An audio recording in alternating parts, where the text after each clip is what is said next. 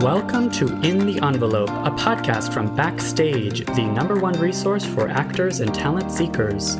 I am your host, Jack Smart, awards editor at Backstage, and I'm here to guide you through every aspect of the entertainment industry with the help of some of your favorite stars. These intimate, inspirational conversations with today's most award-worthy film, television, and theater artists provide you, dear listener, advice on how to live the creative life, personal stories of success and failure alike, and maybe, just maybe, a tantalizing glimpse in the envelope.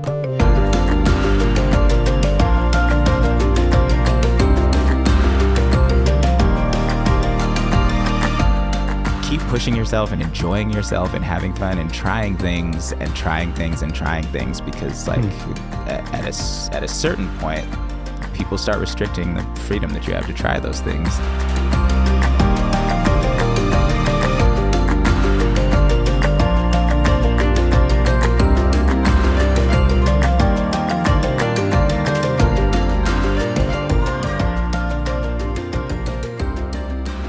Okay. I think we should just dive in because you know the deal. You know what we're talking about. We haven't prepared anything. Are you ready to go? I'm ready. Welcome back to the podcast. Elise, do you want to reintroduce yourself to listeners? Sure. My name's Elise Roth. I am a senior editor on the editorial team, and my primary focus is casting and casting content and features. So I think a lot about casting directors, but I also, because of that, think a lot about actors and how things are cast. Indeed. It makes you an expert in several fields. The Oscars and award season, I suppose, being one of them, you are certainly an expert in my eyes. Yeah, well, I think that comes with the job, but it also comes with a decades-long interest in following award shows in general. One might say obsession. Yes, lots of practice from my early years to today when I get paid for it. It is, yeah, it is all practice. It is all relevant. Here we are, I think you can agree, in probably historically the weirdest film award season we've ever had, right? Definitely. And I think because of the extended nature of it, it is definitely, we've been able to think about what it is and what it means for even longer than normal. Yeah. And, it's definitely weird, but I actually have been enjoying watching the conversation this year because things have been part of the conversation that I think otherwise in a normal year might not have broken through or might have just gotten eclipsed by the rush of things that come out in October, November, December. And yeah, I just think that it's kind of exciting. Yeah, in a normal year, looking at specifically last year was actually shorter than usual. I would say a typical Oscar season ends by early March, and so it's sort of happening in January and February. This year, it's happening late April, so it's January through April. And last year, it was over by like mid-February. So I do think that kind of rushed quality, that certainly changes the awards race. And so the Oscar nominations were just announced. That was kind of the latest on this long line of announcements that happen. And again, more stretched out, kind of a more leisurely pace, no less busy for us at Backstage, but we haven't had a chance to talk yet about it. Like, what did you think? You can be as candid as you want. I think, I saw a headline that was talking about the Oscar nominations, and it said, "This seems like a start." And I have to agree. I think, like I was saying, because we've been able to talk about what has come out for longer, and it's almost like there's more time for things to come out and more time between things. There wasn't as many releases last year. And that also, yes. It left room for conversations to be had. So obviously there was a lot of conversations about racial issues in the industry and then even specific to certain films. And I think that left a lot of room for people to think before they voted. And I think that showed up in the nominations, where there's a lot of exciting first-time things, including lots of first nominees, a lot more diversity than we were used to seeing. The director's race, obviously, was very exciting. Yes. And so it feels like it's great that at least there's some movement towards making these changes, and hopefully they end up being permanent and people don't just pat themselves on the back for doing it this one time and then go back to normal in 2022, which is, or what normal has been, I guess. And I think that without this year being so weird, we might not have had this type of race. Totally. And as you mentioned, like the fact that this is also a year of no movie theater releases for the most part. So everything was experienced over streaming. I would say it was a big year for indie film because that is, I don't want to say like that's what's left in the race because all the big budget blockbusters were delayed, but that is sort of the case. However, I don't think it reflects in any way on the quality of the films. And yeah, I agree. The nominations themselves, I mean, talk to me about the director race. So like what do maybe listeners who don't know it, don't have their finger on the pulse about the Oscar race, what is notable about the current 5 nominees for Best Director? Well, for the first time, 2 of them are women, and one of them is a woman of color for the first time. Yes. So that's very exciting. And they are now the 6th and 7th women ever to be nominated for that category. Right. And I think that this has been a problematic category for so many years. Yeah. And I don't think it's too much of a surprise that the attention that Nomadland is getting and that Chloe Zhao's getting. But I do think something like Promising Young Woman might have been eclipsed by maybe bigger budget or more mainstay male directors' work if it had been a different year. So it's very exciting for someone like Emerald Fennell to be a part of a conversation. That movie was unlike anything I've ever seen. Yeah.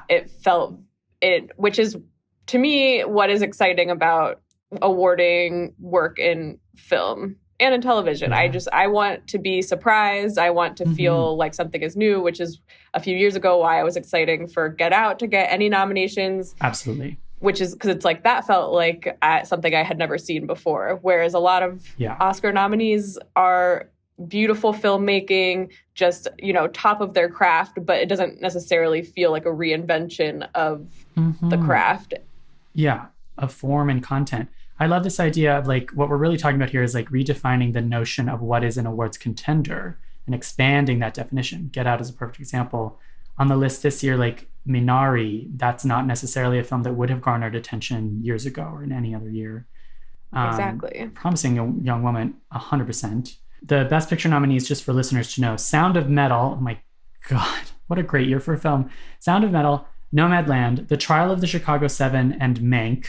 Minari, Promising Young Woman, The Father, and then Judas and the Black Messiah. It's worth noting also Mank got the most nominations with 10, which I think was sort of predicted because it's such a technically wondrous film that it got a lot of the technical categories. And then following up with that was a ton of films tied with 6. So like a lot of films kind of followed up that lead with 6 nominations. And what a great eclectic group. And again, not a bad year considering how many delays there were and how historically we're going to remember this time as a very, very challenging year for the film industry. And the Oscars, I think, are always an emblematic of a moment in history, in American history, in cinema history. And this is reflective of that moment, but not in a way that's like the film industry has clearly suffered. Like that's not a conclusion you would draw from these nominations. Right. And I don't want to downplay the struggles that the industry has had in the past year. Sure. But I will say it's nice that it's a little bit more democratic this year. Maybe not the voting. I mean, the voting is the same people. But in terms of access to the Oscar nominees or contenders, it's people who have Netflix, who have Amazon. People have access to these films in ways that they haven't, at least not when they're being discussed during the awards seasons in previous years. And that's exciting. I mean, this has been a year of people not really having many options of places to go or activities to do. And so it's kind of like a return to this water cooler thing. And in some cities, movies have become prohibitively expensive. So it's kind of nice that this is something that people can enjoy around the time that there's discussions around them and safely from their own homes. Yeah. And more people than might otherwise be going out to spend $20 on a night at the movies where that is what it costs in some places. Yeah, and it's just so true. Like the magic of cinema has been a real balm in this past year, even if that magic of cinema is in your own living room or on your phone or on your laptop, on your couch, however you're watching movies. It's been a very welcome escape. Yeah, I think this is a good list for that reason. And I do think if reflecting on the Best Picture nominees that you just listed, when you think about the worlds created in these, I do think Escape is exactly what it is, even if they're not necessarily uplifting films, which not all of them are, or a lot of them aren't explicitly. But you think about, the world in Mank is very specific. The world in Sound of Metal is very specific. Like these are really immersive films that between the artistry of cinematography and production design and all of the elements put together, and then obviously great performances, it really, really transports you to these other worlds. And we all need a bit of that right now. So I think that especially this year, it is really the eclecticness of where you're going when you're watching the films. I mean, Nomadland, those locations are, we could only dream to have the space and the ability to travel to a place that's so remote, even though there are some scenarios in the film that aren't as dreamy. Yeah, totally. No, it is escape in its own way. Yeah. Yeah. So it's just, I do think, like you were just saying, there's a lot of elements of this year's selections that are emblematic of this year as a whole, which has been quite insane. Quite insane. Yeah. Years from now, I always wonder about what years from now, what we'll be saying. And yeah, I do think this is going to be, it's a really strong year for film. So it's good that the Oscars are reflecting that. Also in today's episode of the podcast, also worth noting is our guest. He is not Oscar nominated, so I don't really know how to naturally segue from one into the other. However, I do think it's only a matter of time before Daveed Diggs is Oscar nominated for something. Are you a fan of Daveed Diggs, Elise? Of course I am. And I think that a podcast is one of the best ways to interview him because his voice is just one of the best things to listen to, whether he's singing or talking. But his voice has just such a quality to it that podcast is such a great medium for it. I completely agree. And he's such a warm, generous, open spirit. And any opportunity to get him on, it really would have been, we could just get him on for anything. He is active in so many things. However, he is currently SAG Award nominated for his role in Hamilton, which is a Broadway musical from 2015 that is only now in the SAG Awards race because of the Disney Plus TV film that is a filmed version of the stage version for anyone out there who somehow doesn't know this. It is so wild to talk to somebody who we spoke to during the Tony Awards in 2015, and now here we are again talking about the SAG Awards. Different mediums, but same performance. There's a lot to unpack there. There's just a lot to unpack with Hamilton, of course. Yeah, which obviously shows its staying power and talk about escape.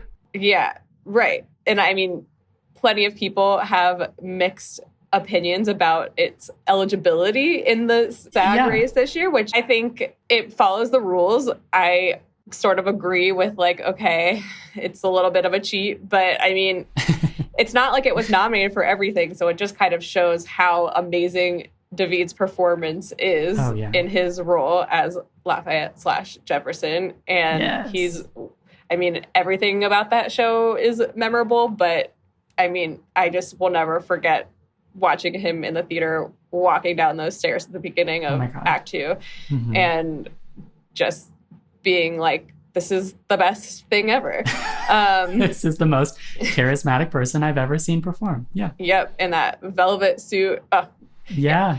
He's iconic. He's actually iconic. Yeah. Yeah. And so I think that whatever your thoughts are on the filmed version of a musical from several years ago being eligible for awards, there is no argument on how the quality of the performance that's being awarded. Dang. Yeah, exactly. Yeah. Talk about a deserving of, I mean, might as well, if a thing is great and you can turn it into different forms and it still resonates, of course it's still going to resonate, then of course it could still be in awards conversations. But of course, yeah, it is interesting to see like, okay, but where do we slot it? Is it a TV movie?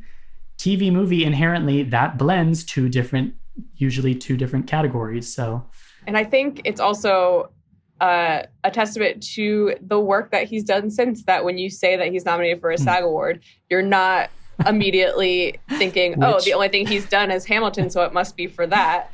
It's just been exciting to see him go from breaking out in that stage role and transition seamlessly to the screen in many different types of roles in different ways, and much deserved because he is a captivating performer. Absolutely. Yeah. I think listeners will get a lot out of this interview. And as you mentioned, his voice sounds amazing. He is really the ideal podcast guest, but specifically Backstage podcast guest. This is someone who knows how to talk about art and acting. So thank you, Elise, for helping me intro him and for this quick, cute little recap of the Oscars. I'm sure we'll do it again. I know that Emmys are right around the corner. Yes, they are. And if we've all been doing one thing this year, it's watching a lot of TV. Yes. Oh, gosh. If it wasn't a year-round endeavor before TV awards, it certainly is now. So I'm sure we will hear from you again very shortly. We hope to do another casting director-focused episode soon as well. So we'll definitely hear from you then. But thank you for joining us.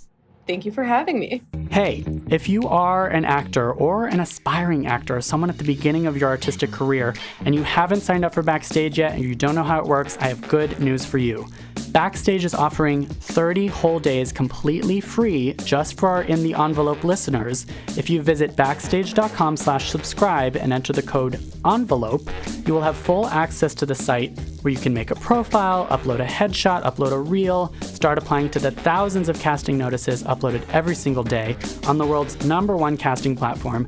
Again, we are giving listeners of this podcast 30 days completely free to try out Backstage. Go to checkout, that's backstage.com/subscribe, and enter the code ENVELOPE.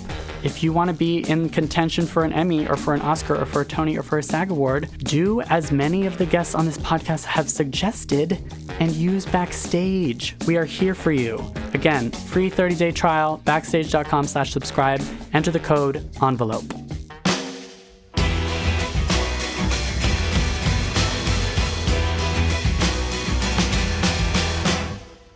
Daveed Diggs is best known for his Tony Award-winning portrayals of the Marquis de Lafayette and President Thomas Jefferson in the Broadway musical Hamilton, released last year as a TV film on Disney Plus and garnering Daveed a SAG Award nomination. The singer-rapper-songwriter and actor-writer-producer also leads TNT's dystopian drama Snowpiercer, appears on Showtime's miniseries The Good Lord Bird, ABC's Blackish, and Apple TV Plus's animated Central Park, and wrote and starred in the indie film Blind Spotting, which he's now adapting into a series. Here is the wildly talented Daveed Diggs.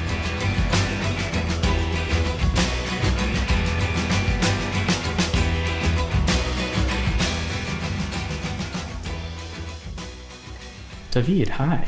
Hi. How are you? How's 2021 so far? I mean, it's weird.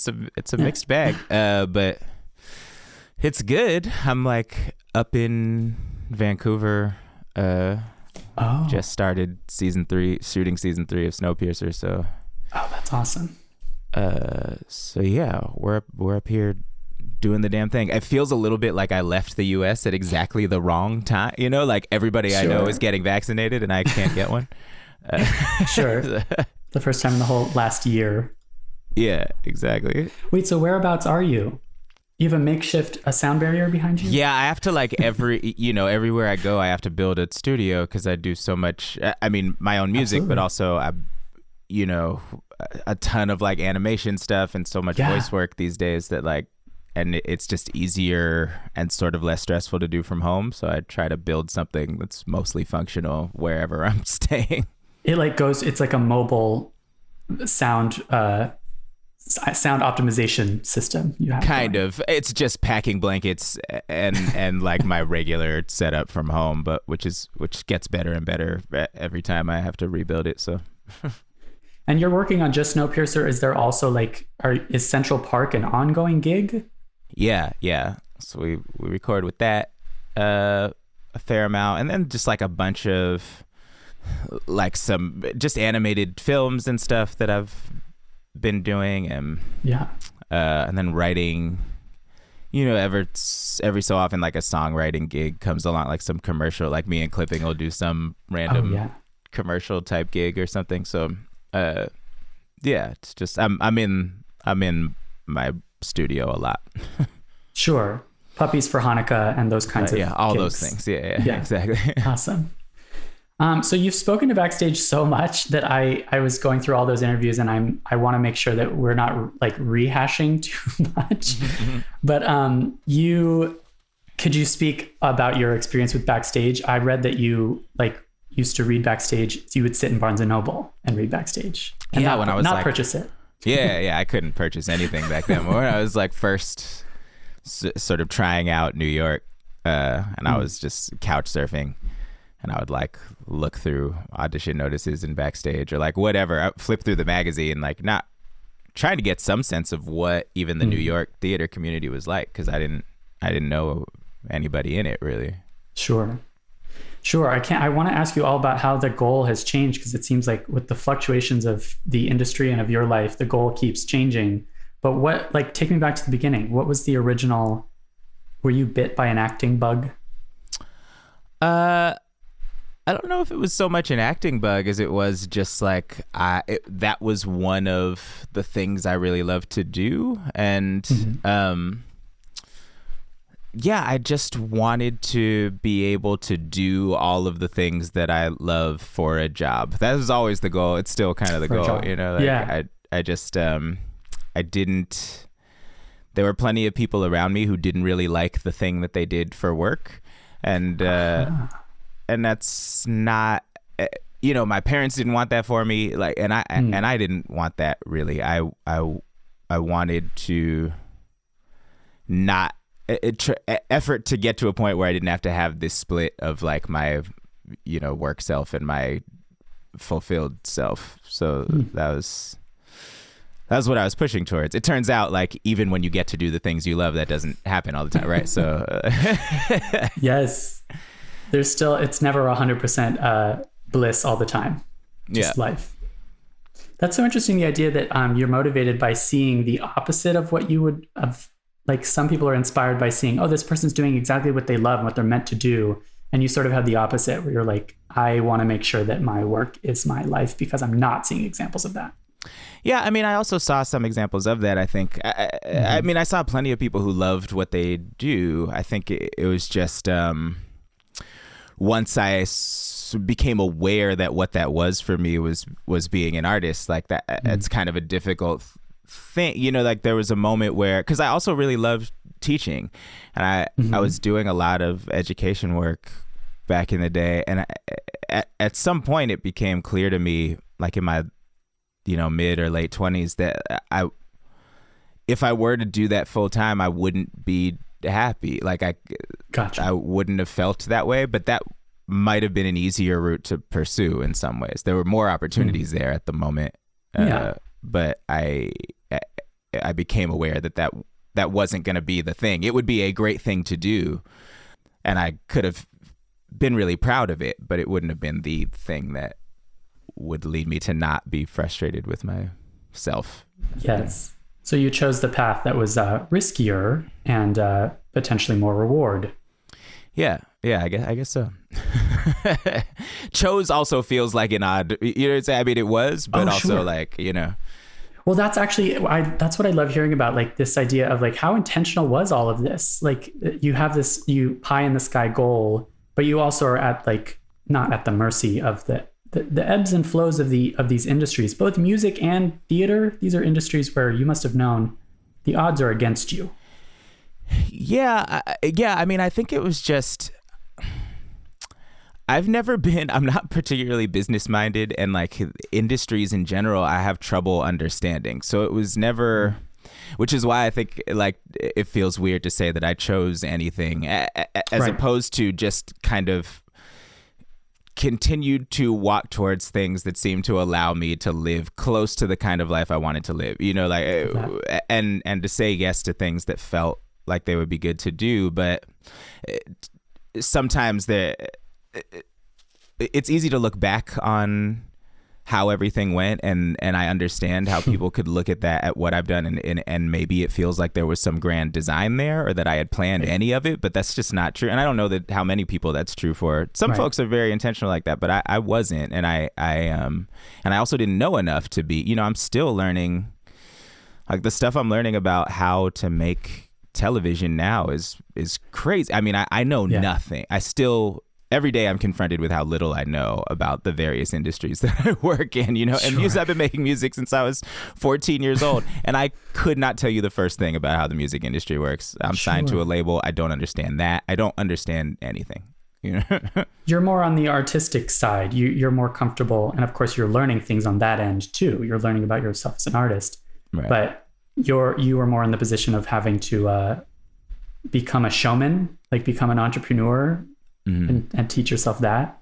Yeah, I think so. Or just figure out, you know, where is the creative space in all of these things, and or where are the different creative spaces, right? Because it's really easy in some senses. It's not easy. That's the wrong way to put it. But there are some ways in which it is easier to be a creative person when you're not really making any money off of it. You know, when there is very little invested in it, nobody tries to put restrictions on what you create, because they didn't invest anything in it. So how could they, you know? Interesting. And also there's lower expectations on you too. Like the bar is kind of low. So whatever you put out, the smaller amount of people who are seeing it are generally, you know, people who are already for some reason geared towards liking the things that you do, and you get a lot of positive feedback for that. So what's great about that is that if you take advantage of those moments, it allows you to really kind of be fully creative and try really experiment with things, and then and learn what your process is and how you like to work as an artist. And then when you get into these spaces where the finances of things start restricting things, you have to sort of look for where are the places where I can be the kind of creative I want to be, you know, within these industries. And sometimes you don't get to be that.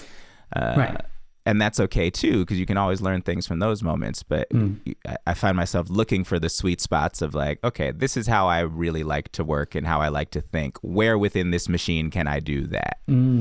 Yeah, that unfettered, like creative, like limitless. Not even limitless. I love constraint, but just without concern. I like the process. I'm very much more about process than I am about product. Somebody's got to be concerned about product if they're selling the thing, and I understand that. But I don't want to have to focus on that, so I try to surround myself with people in all of the creative situations I do who can focus on that, who also understand the way that I like to work and do what they can to protect the process. Because that's the, you know, when I do plays, I like rehearsal. I like performing too, but rehearsal is kind of the thing, you know, that's where all the fun is. And so spoken like a true theater kid, like you're a real ensemble member. Yeah. Oh yeah. That's where you do all the things, and then eventually you lock it. And the great thing about theater is it's never really locked. You're building it every night, but but like. Yeah, so that's for folks who love the behind the scenes of the thing. It's there's so much that is where most of the work is in my life. Like I spend much more time making things than I spend showing it. Right, a TV show is done a year before anybody sees it, and I spent 8 months on it that nobody ever seen. That's great, but you have to. The product is what they're selling. The only thing that, you know, nobody financially cares about the process, really. Definitely. Yeah. So you're trying to balance the artistic and commercial, the product versus the process. Yeah, even though you're more comfortable. That's a snapshot of where I am right now, I think. Sure. That's what I think about a lot these days. Sure. As you say, like, enter these spaces. It also, I feel like it explains your collaboration with people like Raphael Casal, where like, is he more of a maybe product or like finishing? He's element? better at it than I am. He understands what people like. I think in a way that I don't. You understand what you like, which is valuable. I understand what I like and what I like to do, but he I think has a better understanding of it, but he's also a process guy, I think, but he's better at interfacing with, he's just, he's better at understanding business than I am. He worked in marketing and in advertising for a long time. Like, he gets it in a way that I don't. Right. Which, but the amazing thing about that dude is like, it takes zero away from his process side, and it like, he's such a brilliant and creative and experimental artist. There's not a lot of people who occupy the space like he does, who have both sides of their brain working full time like that guy. He's a different sort of dude, man. And you two just clicked, right? Like you actually went to the same high school but didn't know each other in high school, and it's just one of those like ephemeral chemistry perfect collaborations. Like, have you ever been able to explain why you two are great together? Yeah, I mean, it's just better when he's working on it too. Like we say all the time, there's like a 10 to 20% bump in how good the thing is if the other person is working on it. And I don't know what to attribute that to, other than it started out in a really good place, and we don't get in each other's way or try to hinder each other, and like are also never there's never any sort of pullback on the other's success. Like there's never been any jealousy or any like anything like that. There's just like a genuine desire for everybody to know how dope that guy is. And same from, when we started out, he was famous in art circle. Like he was already on Def Poetry Jam. He was, touring around the world doing poetry shows and stuff. And we made Blind Spotting because of him. Like Jess and Keith found his poetry stuff like that. And he insisted on bringing me along. And there were so many times in our lives that he insisted on bringing me along, where he was like, I am so invested in everybody understanding how great you are that like, I'll take less money on this because I want you to be there so they can see you, and because I have more fun when you're there, and it's just, it's sort of continued that way. It feels to me way easier on my side of things, because if I open the door, all he has to do is open his mouth and everyone's like, oh yeah, that guy. Like it's not really like a hard sell in any way. Like he takes care of all of it. Or I think sometimes he would have to play my shit for people like a lot and like sit there and explain to them why it was good. Like people didn't get it. That's like the spirit of true collaboration, when you're just like cheerleaders for each other. You're willing to like, you are, what did you say? Invested in the other person's success. Yeah. Just as much as your own, or more than your own. Yeah. I mean, it's, I don't know. He's really, really good. and Blind he's Spotting, like my best friend, but well, and that's part of it too. Sure. Was Blind Spotting really 9 years in the making? Yeah. Yeah, at least. That goes back to what you're saying about like, you see the final product and you don't think about the amount of work that goes into it. Yeah.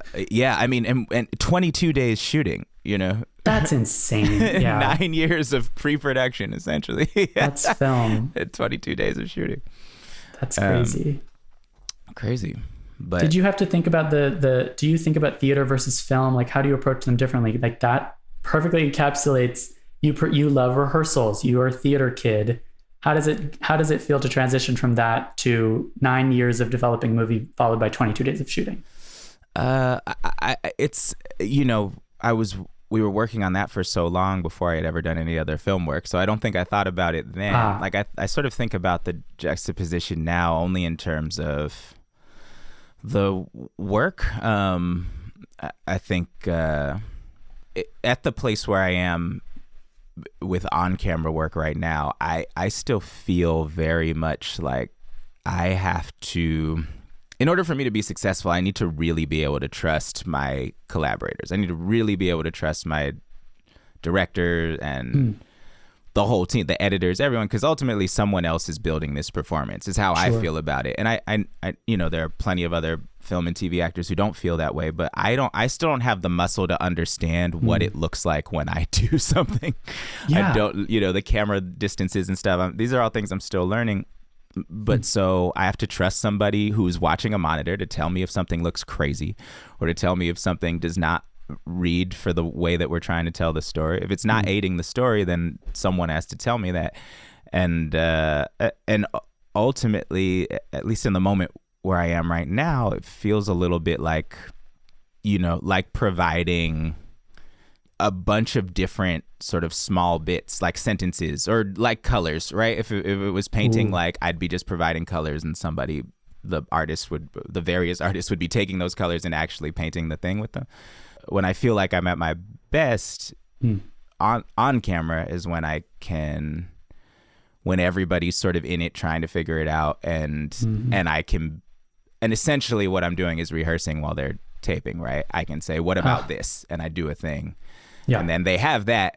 So we never go back to it. That's the other trip about it is it's just rehearsal with no performance, right? There's just like, we try a bunch of things. And if they caught them on the camera, then that's it. You'll never do them again. Wild. Whereas like, the doing theater is literally building the thing from scratch every night. And there's something incredibly free about that. But I understand it better still. I understand the effect that I have on the story because it's immediate. Whereas, when being on the other side of the camera these days, when you're producing a lot of things, like there'll be moments that I've watched on the monitors and been like, that's it. I mean, that's it. That's the take. And you get into the edit and that take will not work because it doesn't aid the totality of the story, Yes. And some other thing that you thought was way less turns out to be it. So, Cool. It's interesting. Is it safe to say too that behind the camera work, looking at the canvas, at the big picture, then helps you as an actor when you're back to the kind of micro level? I think so. I think it will eventually. I'm like a little slow to synthesize things. I think so. But I do think eventually it will. I'll manage to put it all together. Sure. Yeah.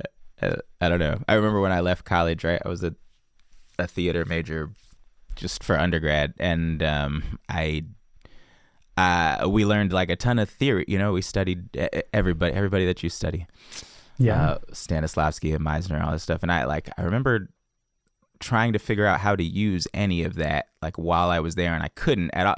None of it made any sense to me, and I left and it still didn't really make any sense to me. And it wasn't until like a bunch of years later doing plays with a lot of folks that were much older than me where like something clicked and I was like, oh, it's because you just pick and choose the parts that are useful for you. You don't right. You don't have to sit there and talk to yourself in the mirror all the time or like do or insist on having the correct cup in order to fucking do it. Yes. You just do the parts that are useful for your own personal storytelling in this moment. And then all of a sudden I could look back on all that theory and be like, oh, there's really useful shit in here actually. Yes. All of this stuff I thought was worthless is not worthless. I didn't know how to use the toolbox somebody had given me. Yes. That's such a great point. Training is not about using every single building block. It's about using probably just like a fraction of them. But you got to know them all in order to draw the right ones. Yeah. And then you learn other shit. You steal things from people you work with. Steal things, absolutely. Yeah. You've also said, and this was in reference to auditions, that you look for the tone, and when you're thinking about auditions, you'd rather have the entire script rather than just the sides. And this speaks to this idea of like you are an ensemble member, you're contributing to the overall picture. Yeah, I don't remember who told me that. Maybe a professor or something. Somebody told me like that learning the tone of the thing would take you farther than, any amount. Like if you're only going to do one thing for your work on a piece, understand the tone of the piece you're working on. And that still really works for me. I think trying to figure out, because we're just telling stories. You're just trying to be an effective part of a very large storytelling machine.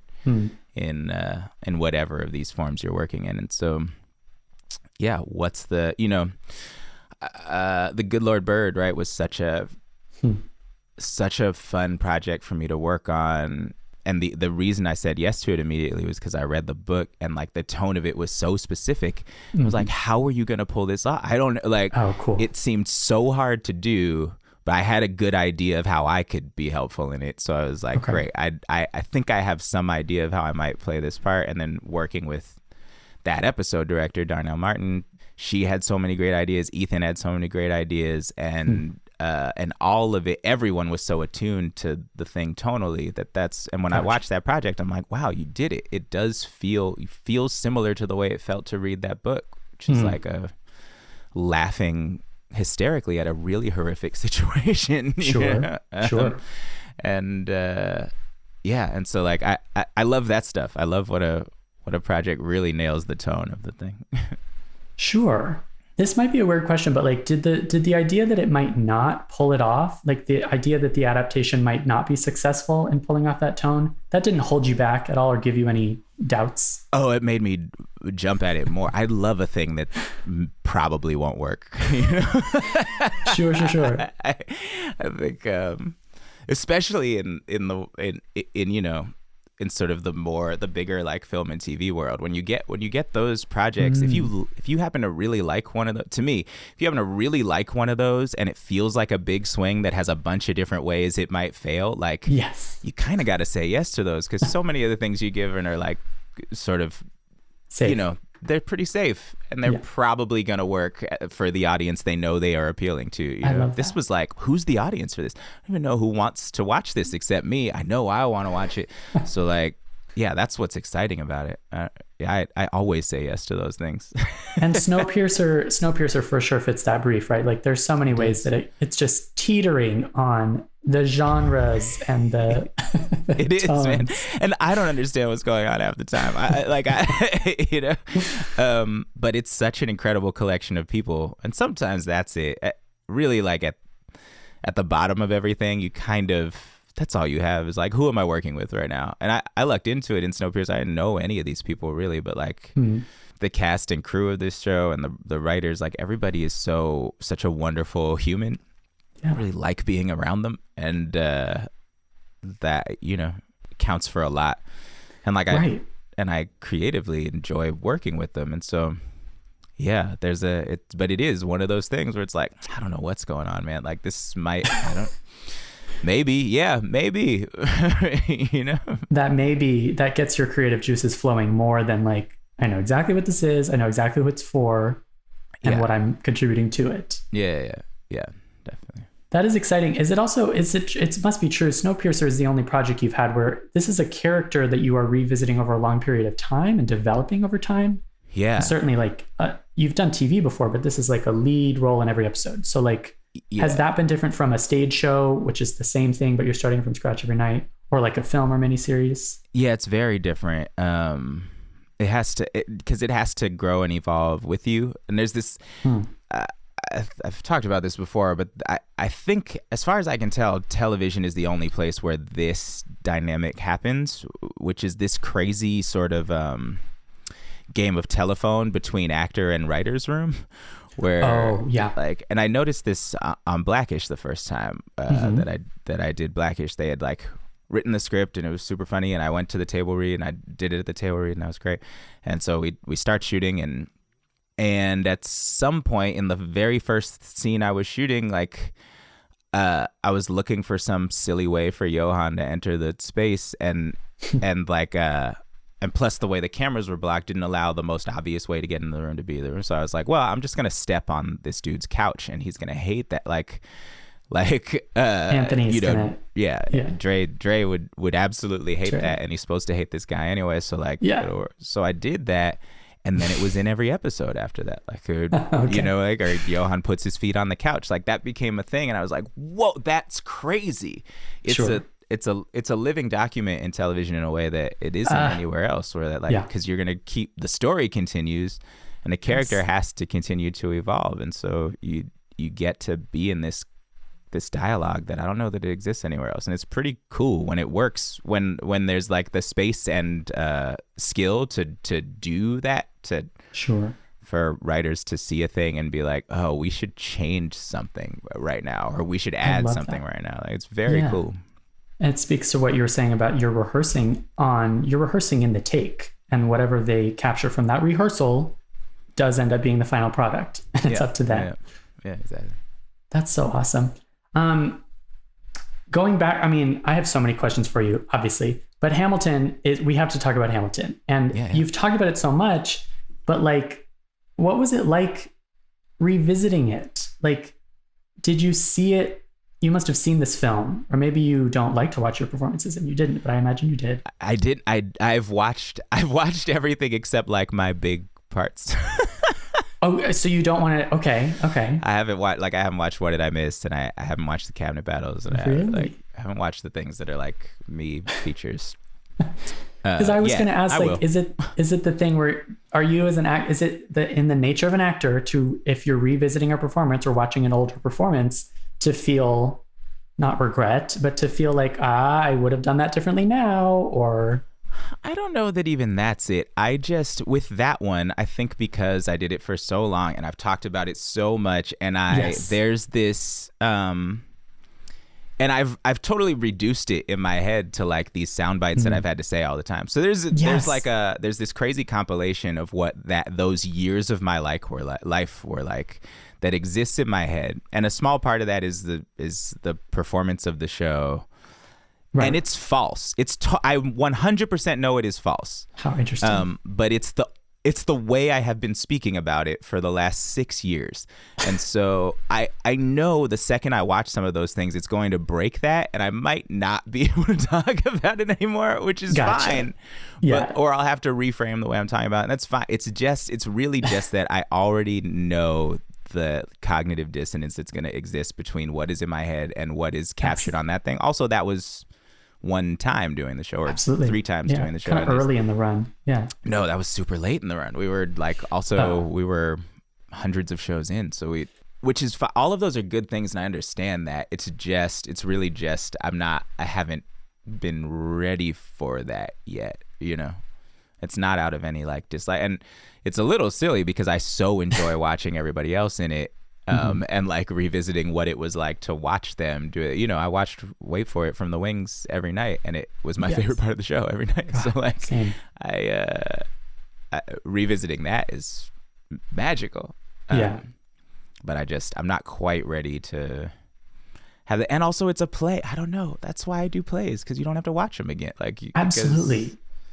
You get to, because it only exists in that weird, like, fake version in your head, right? That's all. Yes. The only memory you have of those things. I really hear that, because as an audience member, I saw the show with that full cast, but it is, and I wanted to watch it over Disney Plus. Of course I do, but it is the thing of like, I also don't want that to become the definitive version of what I have in my head. Right. Of the recording theater is weird. I mean, talk about like a living, breathing document, and how it exists in objective reality versus your mind. No, totally. And I mean, I think Tommy did an incredible thing with it, which is to like figure out what exists in the vocabulary of film that feels the same as what exists in the vocabulary of theater, right? So because pointing the camera at the stage is not going to do it, because that's not how you react to. It's not how you feel intimate with a character on a piece of film. And so his like profound and deep understanding of the moments in that show that are intimate, the moments that feel kinetic in a way that you're going to need camera motion to feel that when you're watching it. You're not, even if everyone is twirling and spinning on the stage, but the camera is holding still, you'll never feel the same way that it felt when you sat in the audience if you're just watching the thing. And he understood that so well. So I think of the parts of it that I have watched, like, it does such a great job of capturing that, like the feeling of it. It's an incredible undertaking, I think. Yeah, and it must be wild to you have Good Lord Bird and Snowpiercer and Central Park and all these current, and Soul. Congratulations on Soul. Oh yeah, it's a beautiful. But this hit, this Broadway show from 2015 is what's dominating the conversation. And like, were you at all looking for or expecting this SAG nomination? No. No, I didn't know you could get nominated for a thing you did Right. 5 years ago. Like, I didn't know that was a thing. So You also, when you were announcing it, you were like, what is this? What is it for? What? yeah. It's cool. I mean, it's, I am happy. The nice thing about it coming out on Disney Plus is the more people saw it the first day than probably will ever see it in a theater. And so many people find themselves in that show. It's the reason it is the kind of success that it is because like everybody can see themselves in it and can is given this opportunity to feel some sort of ownership over a thing that feels so not ours at times, right? Like America, and this is true for people who watch it overseas too. Like the idea of democracy, like getting seeing yourself in a show about the creation of a particular kind of sort of global dominating democracy is a really powerful thing, and so it's wonderful to me that so many people are getting to see it and still seem to be finding themselves in it and are watching it in a new context. Yeah. It came out at the end of the Trump era and we put it on at the end of the Obama era. Like it's a totally different world, and re-examining what it means to have black bodies occupying like traditionally white spaces means something different than it did then. It's a lot more like fraught and scary than it was when Barack Obama was sitting in the audience being like, it's like this, like so it's wild.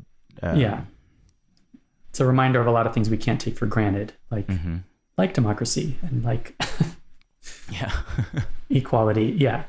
No, it's wild. It's wild to revisit for so many reasons. I have to let you go soon, but of course we're all about the advice, and there's so many different ways to ask these questions about the advice. But going off of what you just said, what do you advise to artists? Maybe you've been asked this before by other early career or aspiring artists. Like, how do you infuse your art with your activism, or how do you? What you were saying earlier about like how it's not that intentional, but you're following this path through the biz. How do you follow what you believe in and incorporate that artistry into the commercial side of things? I think again, it is, it's all sort of process, right? Like no matter how like how outwardly woke your product is, right? If what's happening in the creative phase of it is still oppressing people or separating people or subjugating people, like it's not the thing. And so you have to, I think it's really about that. Who are you working with? Why are you working with them? And are they, and not to say that you should never work with people that you disagree with, or that you should never take a check that comes to you that you are conflicted about. Like maybe you should, like, those things happen. You got to pick your battles.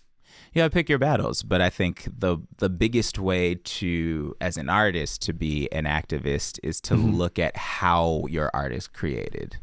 What I am finding these days is to be, to the degree that you can affect that, to the degree that we can say like, we insist on having a diverse crew working on this show behind the scenes, the people you'll never see in front of the camera, like the degree to which you have the ability to do things like that is the best way to be an activist. And then if you're going to make something that speaks to an issue of the moment, that's great. If you feel that and you have a platform or a way to make that, or just feel like there is something that you have to say that you want to ball up and throw into the internet, which is the way most art happens these days, I think, and is wonderful. I think like, great, do that. And I think, but the change that we are all looking for comes from the job creation. That's really what it is, it comes from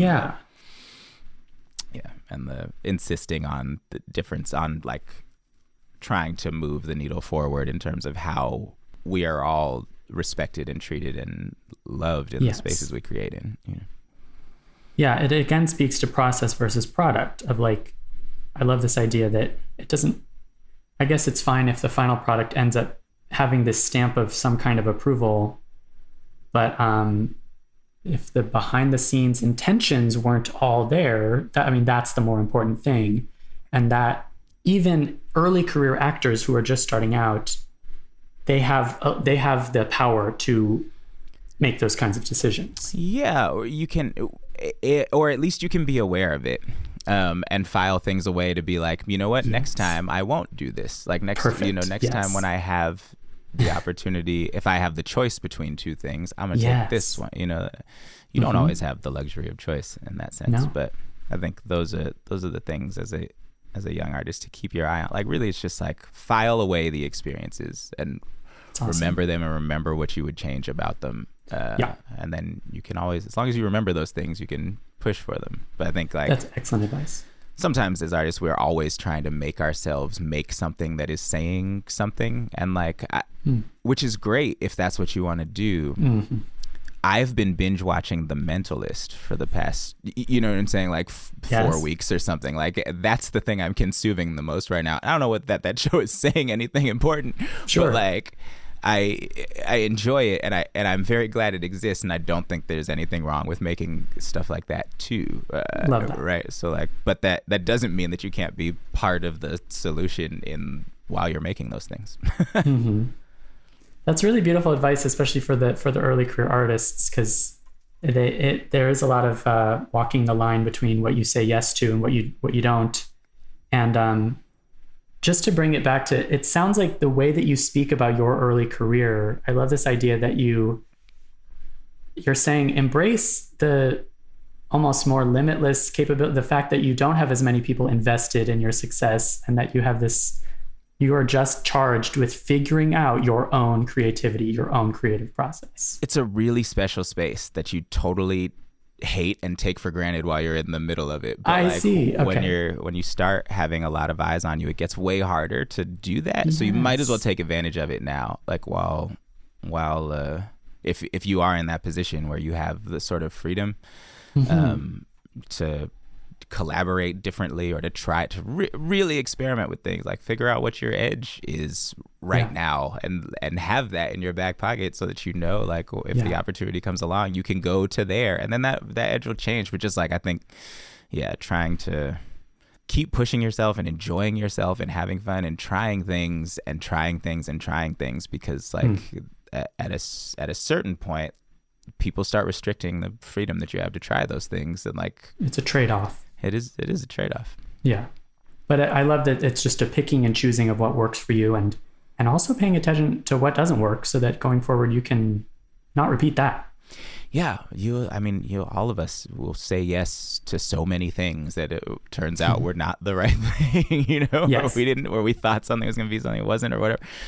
But you can learn from every experience, I think. So, that also goes back to like, take on the riskier projects, the projects that probably won't work, or that might not have a more likelihood of not working. Yeah. If you're geared that way, like do that. I think like it's, I don't know. You gotta just always check in with yourself. I think that's the like hard thing for artists to do sometimes, particularly in the space where you're not making like a good living off your art, because you're grinding so hard. Yeah. You're like moving so fast, and you're working so hard, and you're just you're trying to do so many things. Sometimes you don't give yourself the space to be like, how do I actually feel about what I'm doing? Am I happy? We don't often ask ourselves that question. And even now, like, I have to remind myself to be like, am I happy? Absolutely. Or am I just doing the most? Like what? And yes. Do you genuinely want to watch The Mentalist? Like, is it genuinely gut feeling that's what you want to be consuming? I'm going to watch it as soon as we get off of. Good. This is so wonderful. I'm just going to ask you one more question. And I know this is like the most difficult one, but like, what is one performance you think every actor should see, and why? Oh, God. Maybe it's something you've seen recently that you would recommend. Oh man. What is one this is a terribly hard question. Lately, we've been asking this question, and it just feels like torture, like forcing someone to name their favorite actors. Understandably, torture. Yeah. I don't, I cite this film all the time, because it is actually one of my favorite films. There's an old Preston Sturges movie called The Sin of Harold Diddlebuck. What? Okay. And Harold Lloyd is the star of it. and I've watched this movie 1,000 times. It's so silly. It's so like zany and wacky, and like it's about a guy who was a college football star, and he ends up out of college, gets like hired to be the accountant at this bank or something, and he like falls in love with the secretary there, but it never works out, and every version of the secretary who's there while he remains at this bank, he's there for 20 years, and like he falls in love over and over again, it never happens, and then he gets laid off, and he gets given his like severance pay, and he's never had a drink of alcohol in his life, and he meets a guy on the street who's like, I'm gonna get you drunk today, and they go to a bar and they get drunk, and he buys a circus. And that's that's the film. Wow. And there's the scene of him getting drunk for the first time is one of the most virtuosic things I've ever seen. Oh, wow. And watching him sort of ride this wave of this like fever dream of a night where he buys a circus is just like, it's a great feat of acting, and it's all rhythm, it's all timing, and it's I like old movies because they don't cut so much, because we didn't know how to do that yet. The editing, and so in terms of learning from a performance, you get to really watch somebody act. That's great. And so I think sometimes like watching those old performances for me is like how to try to understand things like that I find it hard to get from a lot of modern films, which is like the things like the rhythm of a scene, understanding that, which to me is so important. It's easier to see a rhythm in an unbroken take like that. Yeah. But I love great comedians. I watch a lot of stand-up. I watch a lot of stand-up comedy, and a lot of like, because the rhythm changes are so. That's when you really nail that, it almost doesn't matter what you're saying, right? And and so I'm sort of obsessed with comedy in that way, and the mechanics of it. Well, those are great recommendations. That's about the most random recommendation I've heard, probably. But it's a super random. I don't know that I think it's true that every actor should watch it, but like if you're into that kind of shit, then it's a fun one, and you probably haven't seen it because it's a weird film. Totally. I also agree with you about, I think especially it's the older movie musicals that don't have a lot of cuts, and so it allows people to like 5 straight minutes of straight up dancing, like in a way that you can't cheat, in the way that today's movie musicals with all that editing can allow you to cheat. Yeah. I'll tell you something else I've been learning in that vein too. I had the great fortune of collaborating with Lil Buck and John Buggs on this Blind Spotting TV show adaptation we've been working on, and they're 2 incredible dancers, and I've been fans of theirs for a long time, but like literally go watch any of their videos on YouTube. Like as an actor, you will learn a lot. There's so much storytelling. They're virtuosos. I mean, it's a little bit upsetting because it's like, you'll never be able to do that if you don't do that, but like but there's something. The thing I was doing beforehand was this play, Word Becomes Flesh. It was this, we're traveling around doing this like choreo poem, basically. And one of my mentors, Mark Bamuti Joseph, had written the show as a solo piece and then reimagined it 10 years later for a cast of 5 men. And we toured around the country a bunch, over the course of a few years doing this show. And I grew so much, I think, as an artist working on that show, because it forced me to connect to my body in a different way than I had ever had before. I'm like a table work dude. I like sitting down and reading things, and the day when you have to get up is always like sort of dreadful to me, but he, because of the way Bamu works, he's a writer, also he's a poet.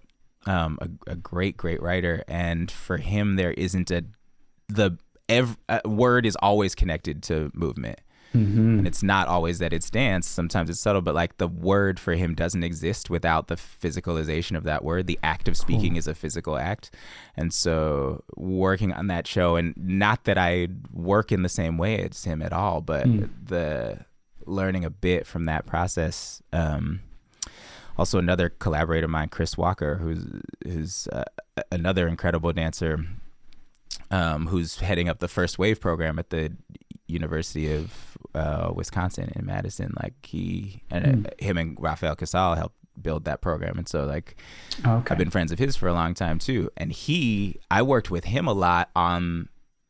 I asked him to be my dialect coach for The Little Mermaid. He's from Jamaica. Oh my gosh! So he was one of the dialect coaches I worked with, and again, like because he's a dancer, the way that he spoke about character was in terms of physicality. People from this part of the country stand like this, right? People who immigrated here from here stand like this or walk like this, and it affects the way that you speak. So for me, who is someone who exists in their head quite a bit, like I try to watch very physical things, because I learn the most from that kind of storytelling. If there's any part of it that I can incorporate, I find it very useful, because I actually, in my natural state, I think I'm pretty disconnected from my like physical storytelling. That's so. I was going to ask about that too. The idea of outside in approach, because like it's funny you say that, because I think of Hamilton especially as a perfect example of word connected to breath, connected to movement, and you are very kinetic. You were very kinetic in that show. Yeah, and it is post a lot of these things that I learned, fortunately. Gotcha. Yeah, and it requires it of you, right? It was necessary, but. But yeah, even still, like that to me is the thing that I'm always working on. I love doing stunt work when I get to do stunt work, right? Anytime I get to be on camera and move and not speak, I find myself like I'm always excited for those moments, because it's gonna force me to tell story in a way that I'm not as comfortable with, but that like I really want to get better at. Sure. Yeah, you're just more in the moment. Yeah. Thank you so much, David. This is all so wonderful. Thank you so much for taking the time up in Canada. Yeah. Snowpiercer is so epic, and I can't wait to see what season 3 is going to be like. Yeah. It's wild. It's already wild. Yeah. Awesome. Thank you so much. All right, man. Thank you.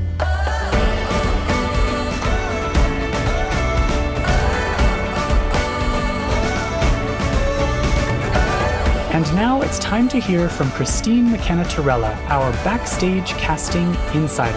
I will let her take it away. Hi guys, Christine McKenna-Torella here.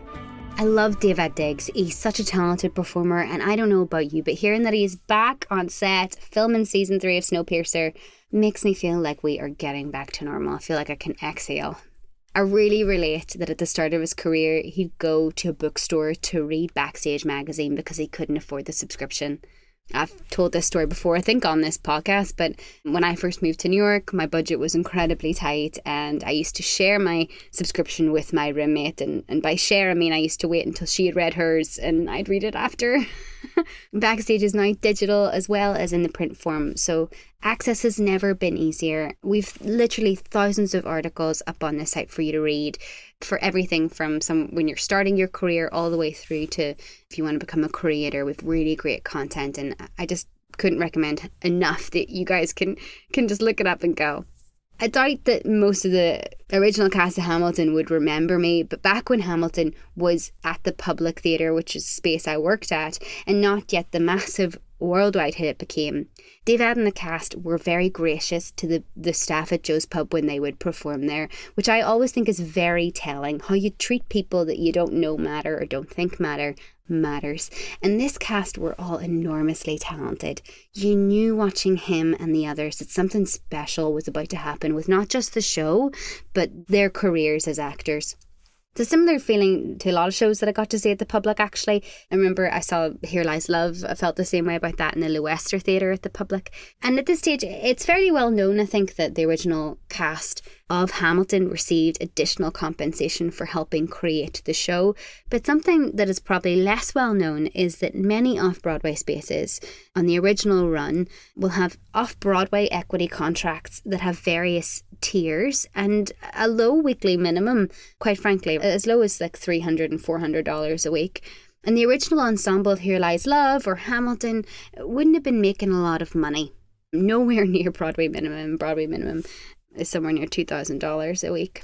So why am I telling you this? Well, I think it's a clear way to demonstrate that in this business, sometimes it's not about the first paycheck on the project. Sometimes it will be a payment in a different way, right? So maybe the payment will be the creative team that you get to work with, the possibility and the plans that the production has down the line, what it adds to your resume, that you really love and connect with the script and the character that you'd be playing.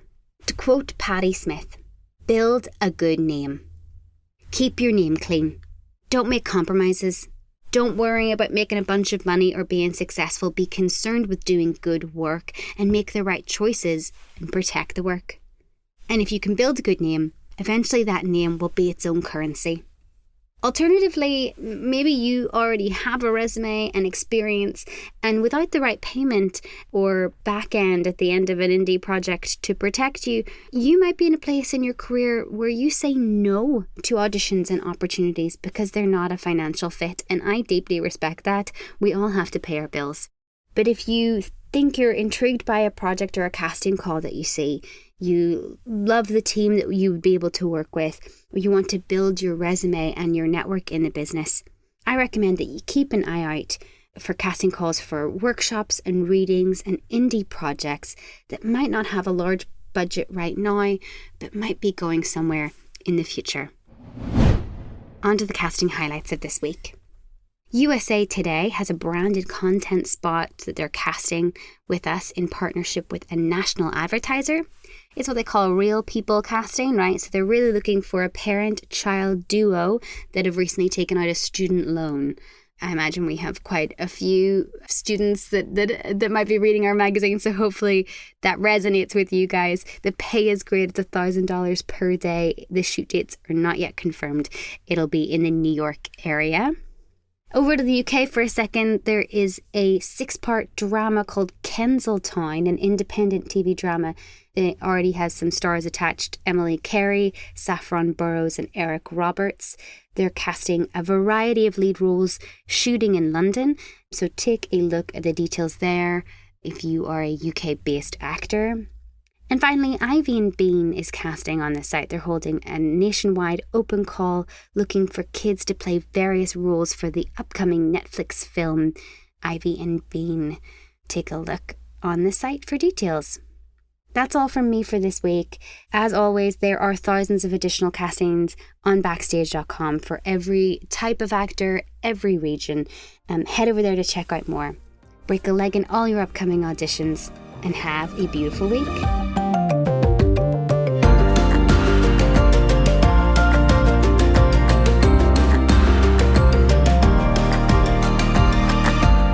In the Envelope is recorded at Lotus Productions and Hyperbolic Audio in New York City, and Soundbox LA, Mark Rouse Studios, and Buzzies in Los Angeles.